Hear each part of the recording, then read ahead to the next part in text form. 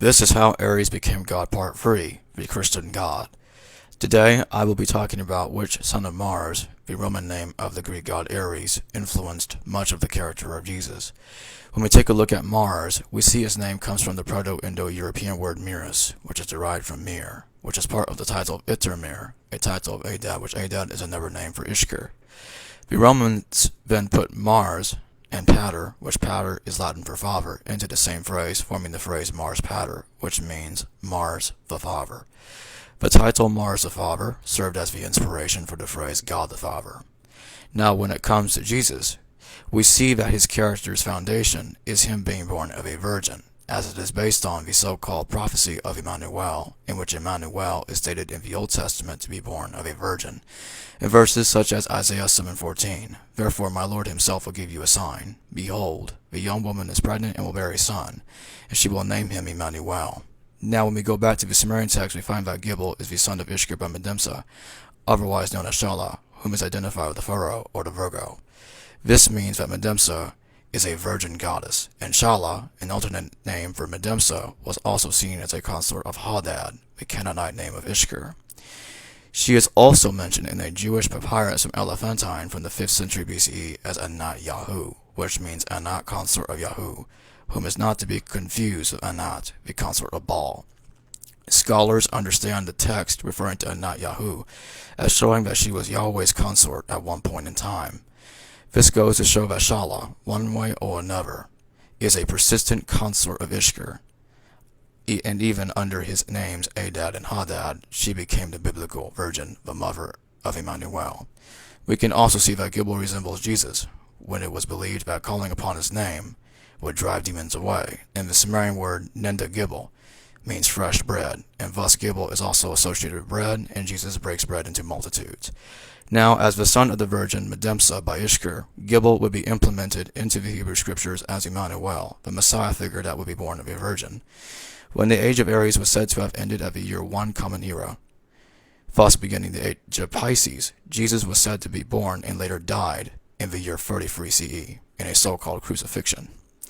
The New Testament itself was being put together between the 1st and 2nd centuries Common Era, which served as the sequel to the Hebrew scriptures.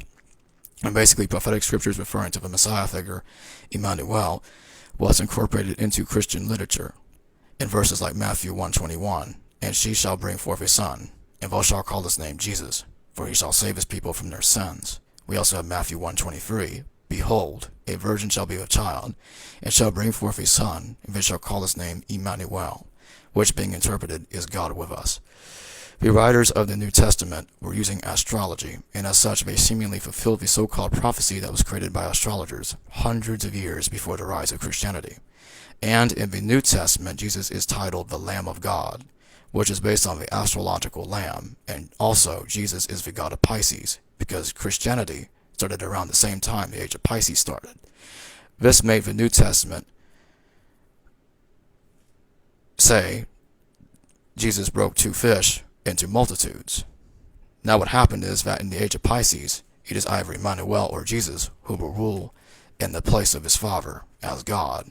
Moreover, the writers of the New Testament do not want to make it appear that there are 2 gods in the New Testament, that being God the Father and Jesus. So they identified Jesus with God in verses such as John chapter 10 verse 30, where Jesus states that I and the Father are one.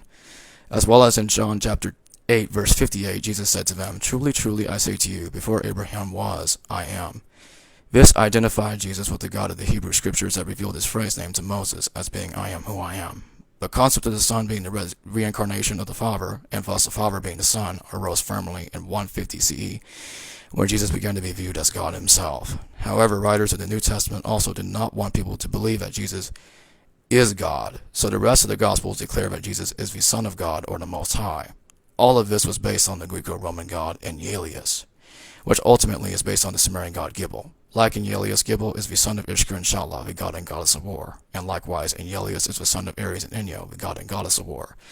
In the Greek literature, Enelius is a title of Ares and is the son of Ares at the same time. This is the same situation that is occurring in the Gospels, where Jesus is viewed as God and the Son of God at the very same time. As it can be clearly seen, Jesus is the most well-known figure in the Christian writings, and as such he is thus a central figure in the New Testament, which is because in actuality, he is the God of the New Testament, and as such he is seen as the son of the God of the Old Testament. And as it can be clearly seen, Mars and the Old Testament God are derived from the same figure.